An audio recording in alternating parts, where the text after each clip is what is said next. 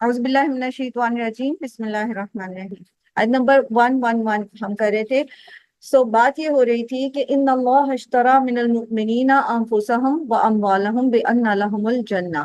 اشترا، یشتری کا مطلب ہوتا ہے کسی چیز کو خریدنا، خرید و فروخت کرنا، تجارت کرنا۔ جیسے اس میں بھی آتا ہے کہ اولئک الذین اشتروا الضلالۃ بالہدی، سورہ بقرہ میں آپ نے پڑھا نا؟ یہ وہ ہیں جنہوں نے ضلالت، گمراہی خرید لی ہے ہدایت کے بدلے میں۔ ہدایت بیچ کے گمراہی خرید لی، یعنی ایک چیز دے کے دوسری چیز لے لی ہے۔ جب آپ کوئی چیز خریدتے ہیں آپ اس کے لیے کچھ پے کرتے ہیں، ایسے ہی، ٹھیک ہے؟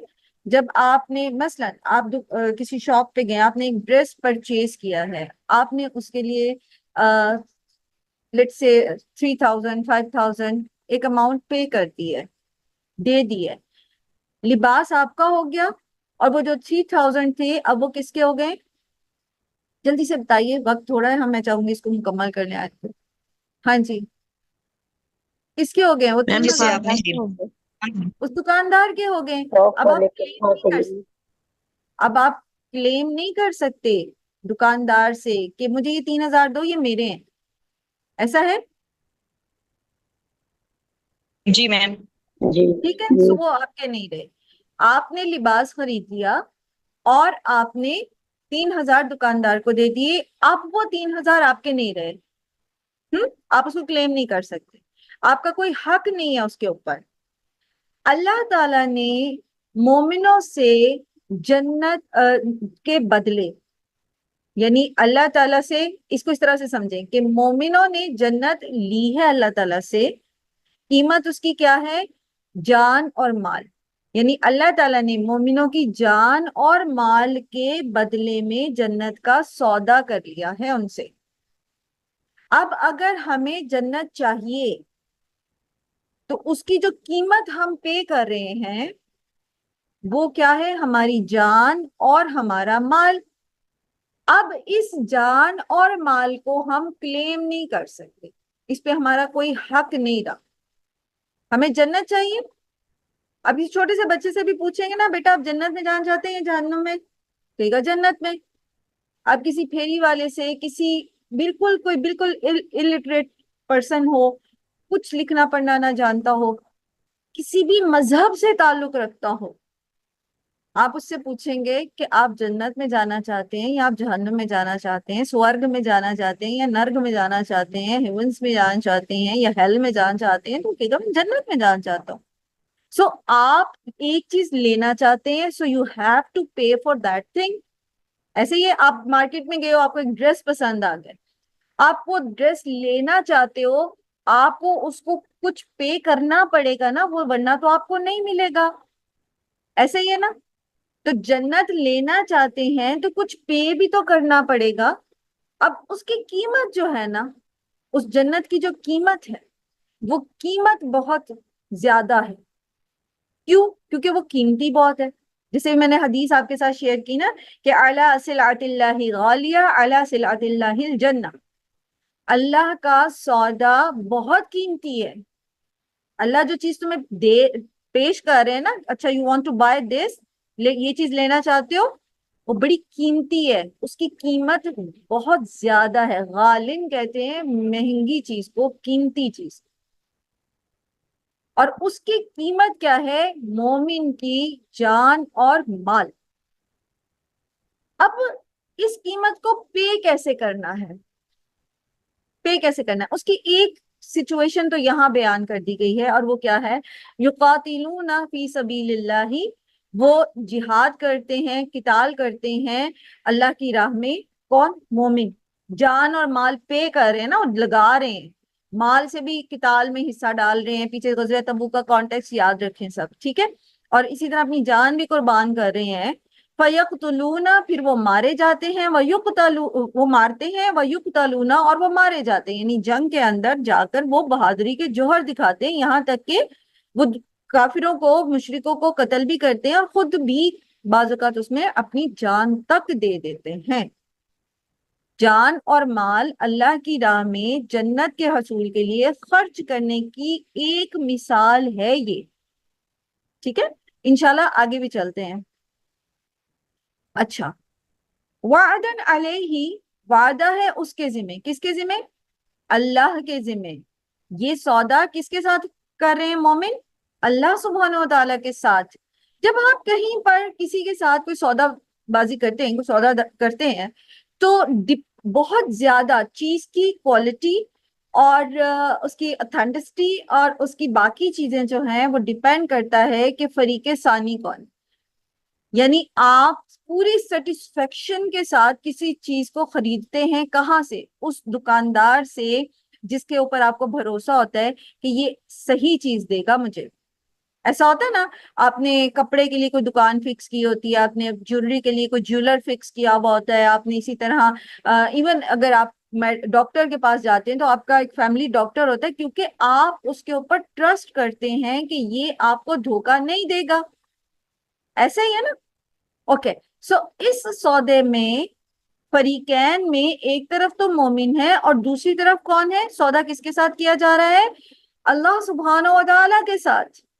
اور اللہ سبحانہ و تعالیٰ جو الملیک المقتدر ہیں اور جو سب سے زیادہ اپنے وعدے کو سچا کرنے والے ہیں، وہ جنہوں نے ظلم اپنے اوپر حرام کر لیا ہے، وہ جس کو جو دینا چاہیں دے سکتے ہیں، وہ جو مالک یوم الدین ہیں، وہ جن کے قبضہ قدرت میں سب کچھ ہے، وہ جنہوں نے مخلوق کو پیشانی کے بالوں سے پکڑ رکھا ہے، جو تقدیر کے بھی مالک ہیں.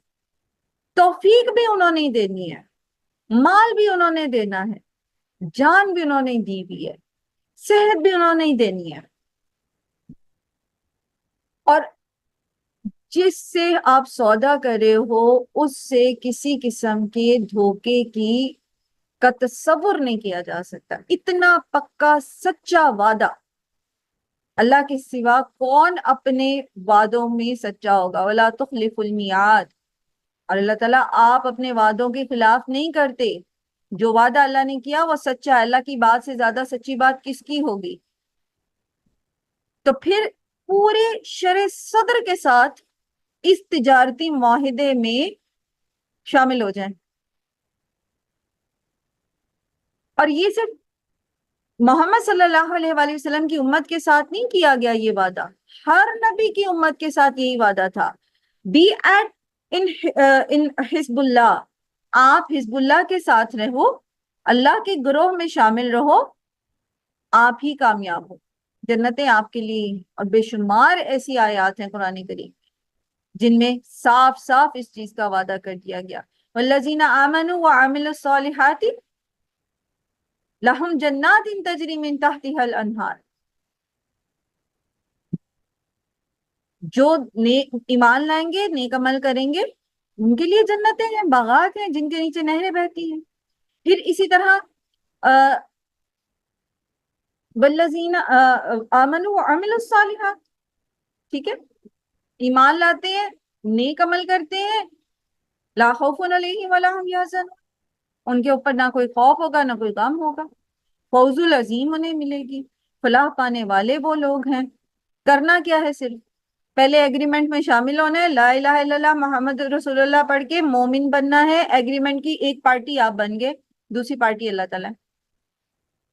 اس کے بعد عمل الصالحات، نیک عمل کرنے، اور آپ وہ سودا حاصل کر لیں گے. اب یہ ہوگا کیسے؟ انشاءاللہ اس کو ہم ڈسکس کرتے ہیں. ٹھیک ہے، میں یہ بات یہ ہو رہی ہے کہ یہ صرف امت مسلمہ کے ساتھ وعدہ نہیں ہے، بلکہ ہر نبی کی امت کے ساتھ یہی وعدے رہے ہیں. اس لیے یہاں اللہ تعالیٰ فرمایا وعدن علیہ حقاً، سچا وعدہ ہے. پھر تورات میں بھی اللہ تعالیٰ نے یہی وعدہ کیا ہے، اور انجیل میں انجیل میں بھی یہی وعدہ ہے اللہ تعالیٰ کا، اور قرآن میں بھی یہی وعدہ ہے والقرآنی، کہ جو اپنی جان اور مال اللہ کی راہ میں لگائے گا اس کے لیے جنت ہے. ومن اوفی بعہدہ، اور کون ہے زیادہ پورا کرنے والا اپنے عہد کو، من اللہ، اللہ کے سوا.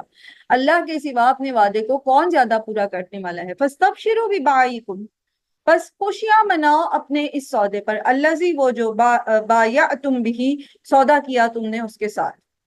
وذالک هو الفوز العظیم، اور یہی بڑی کامیابی ہے۔ جب تم اس ایگریمنٹ میں آ گئے ہو تو بس خوش ہو جاؤ، اپنی استطاعت کے مطابق عمل کرتے رہو اور خوش ہو جاؤ، تم کامیاب ہو جاؤ۔ نبی صلی اللہ علیہ وآلہ وسلم کے پاس جب بیعت عقبہ کے لیے آئے انصار، تو اس وقت آپ صلی اللہ علیہ وآلہ وسلم سے انہوں نے پوچھا، اور آپ بیعت کرتے ہوئے انہوں نے کہا، حضرت عبداللہ بن رواحہ نے، کہ اللہ کے رسول صلی اللہ علیہ وسلم اپنے رب کے لیے، اپنے لیے آپ جو چاہیں شرط ہم سے منوا لیں۔ آپ صلی اللہ علیہ وآلہ وسلم نے فرمایا کہ میں اپنے رب کے لیے تم سے یہ شرط قبول کراتا ہوں کہ اسی کی عبادت کرنا، اس کے ساتھ کسی کو شریک نہ کرنا، اور اپنے لیے تم سے اس بات کی پابندی کراتا ہوں کہ جس طرح اپنی جان اور مال کی حفاظت کرتے ہو، میری بھی حفاظت کرنا۔ حضرت عبداللہ نے پوچھا کہ جب ہم ایسا ہی کریں گے تو پھر ہمیں کیا ملے گا؟ تو آپ صلی اللہ علیہ وآلہ وسلم نے فرمایا، جنت۔ یہ سنتے ہی وہ خوشی سے کہنے لگے، واللہ اس سودے میں تو ہم بہت ہی نفع میں رہیں گے، بس اب پختہ بات ہے، نہ ہم اسے توڑیں گے اور نہ توڑنے کی درخواست کریں گے۔ یعنی ہم ہر حال میں اللہ اور اس کے رسول کا ساتھ دیں گے۔ اور اسی طرح بخاری اور مسلم کی ایک روایت ہے کہ جو شخص اللہ کی راہ میں نکل کھڑا ہو جہاد کے لیے، رسولوں کی سچائی مان کر، اسے یا تو فوت کر کے بہشت میں اللہ تعالیٰ جگہ دیں گے، یا پھر پورے اجر اور بہترین غنیمت کے ساتھ واپس لوٹا دیں گے۔ یعنی یا تو وہ شہادت پائے گا اور جنت پائے گا، یا پھر یہ کہ اجر بھی پائے گا اور مال غنیمت بھی پائے گا۔ یہ اللہ کا فیصلہ ہے کہ اللہ تعالیٰ نے کس کے ساتھ کیا معاملہ کرنا ہے، لیکن اجر اس کا محفوظ ہو جائے گا۔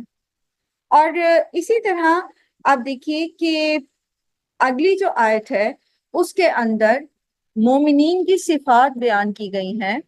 التائبون العابدون، یعنی یہ مومن جو اس کانٹریکٹ میں شامل ہوئے ہیں، یہ اصل میں ہوتے کون ہیں؟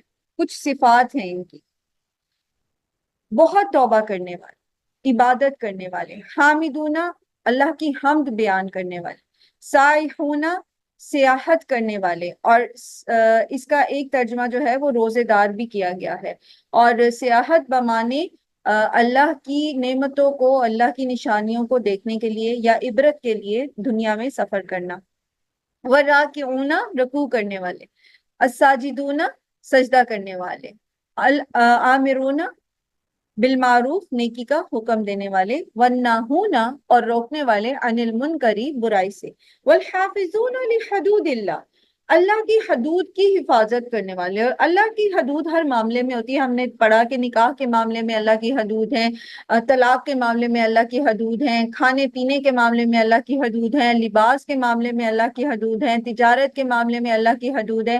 نبی صلی اللہ علیہ وآلہ وسلم نے فرمایا، ہر بادشاہ کی ایک چراگاہ ہوتی ہے، اللہ کی چراگاہ اس کی حدود ہے، سو تم ان کی حفاظت۔ اسی طرح اللہ سبحانہ و تعالیٰ نے جو حرام اور حلال بتا دیا وہ سب اللہ کی حدود ہے۔ والحافظون لحدود اللہ، اللہ کی حدود کی حفاظت کرنے والے ہوتے ہیں، اور یہ مومن ہوتے ہیں۔ اس لیے وبشر المؤمنین، آپ خوشخبری دے دیجئے مومنوں۔ انشاءاللہ العزیز کل ان صفات کو اور پچھلی آیت کو ہم دوبارہ سے تفصیلاً پڑھیں گے، اور اس کو تھوڑا سا ایکسپلین کریں گے ان صفات کو انشاءاللہ العزیز۔ اللہ سبحانہ تعالیٰ ہم سب کو عمل کرنے کی توفیق دیں، اور اللہ تعالیٰ ہم سب کو بہترین کام کرنے کی توفیق دیں، حکمت عطا فرمائیں، اور تمام بیماروں کو شفائے کاملہ عاجلہ عطا فرمائیں۔ ام کلثوم کے ہسبینڈ جو ہیں وہ ہاسپٹلائز ہیں، ان کے لیے بھی ہم دعا کرتے ہیں، سدرا کے لیے بھی، باقی سب کے لیے بھی جن کو ہم جانتے ہیں نہیں جانتے، اللہ تعالیٰ سب کو شفائے کاملہ عاجلہ عطا فرمائے۔ وآخر دعوانا الحمدللہ رب العالمین، سبحانک اللہم وبحمدک، نشہد ان لا الہ الا انت، نستغفرک ونتوب الیک۔ السلام علیکم ورحمۃ اللہ وبرکاتہ۔